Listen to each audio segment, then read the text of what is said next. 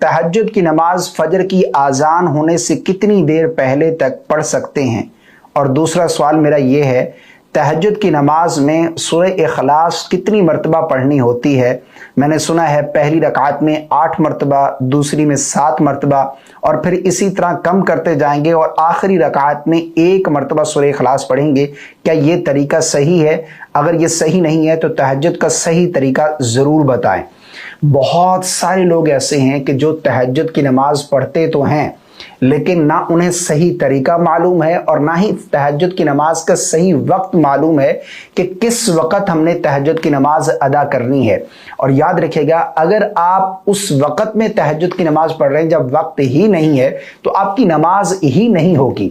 यानी बाज लोगों को देखा जाता है कि वो एक अरसे से सालों गुजर गए तहज्जुद की नमाज पाबंदी के साथ पढ़ रहे हैं, लेकिन उस वक्त पढ़ रहे हैं जब तहज्जुद का वक्त ही नहीं है।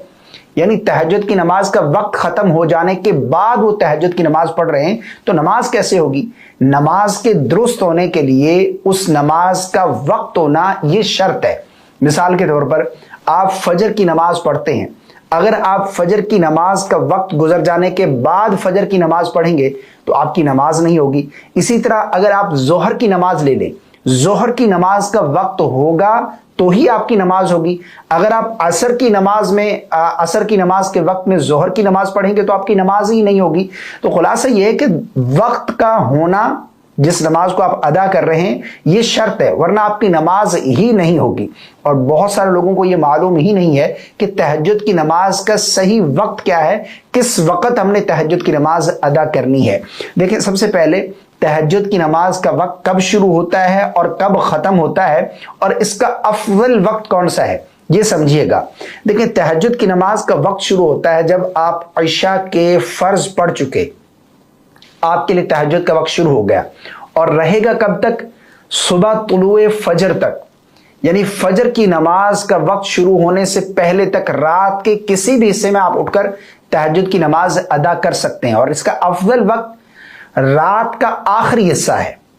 यानी यूं समझ लें, जो सहरी का वक्त होता है, जिस तरह हम रमजान में उठते हैं, रात का आखिरी हिस्सा सहरी का जो वक्त होता है, उस वक्त तहज्जुद की नमाज अदा करना ये अफजल है, ये बेहतर है। और इसी तरह उस वक्त की एक फजीलत यह भी है, जिस तरह के नबी रहमत सल्लल्लाहु अलैहि वसल्लम ने इरशाद फरमाया कि रात के आखिरी हिस्से में अल्लाह रब्बुल आलमीन आसमान दुनिया पर अपनी रहमतों का नुज़ूल फरमाता है और ऐलान किया जाता है अल्लाह की तरफ से, है कोई मुझसे मांगने वाला, रिज्क मांगने वाला, बीमारियों से शिफा मांगने वाला, गुनाहों से बख्शिश मांगने वाला, कोई गमों से निजात मांगने वाला, है कोई मांगने वाला, ये ऐलानात किए जाते हैं।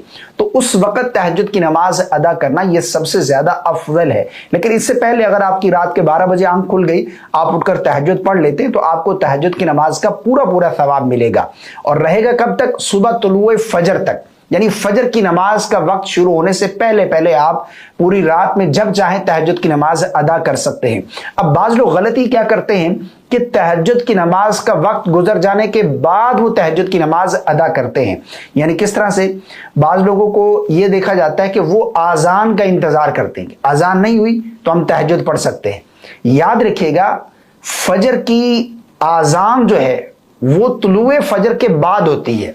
फजर की नमाज का वक्त शुरू होने के बाद, यानी तहज्जुद की नमाज का वक्त खत्म हुआ, फजर की नमाज का वक्त शुरू हुआ, फजर की नमाज का वक्त शुरू होने के बाद आज़ान फजर कही जाती है। और हमारे पाकिस्तान में तो यूं होता है कि ये आज़ान फजर जो है वो फजर की नमाज का वक्त शुरू होने के आधा घंटा बाद, 40 मिनट बाद, 45 मिनट, 50 मिनट बाद जो है वो आज़ान फजर होती है।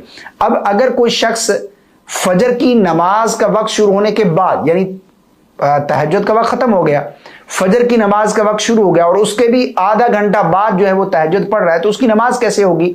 मिसाल के तौर पर एक शख्स ने कहा कि मैंने 15 मिनट पहले जो है वो तहज्जुद की नमाज अदा की है, आज़ान नहीं हुई थी।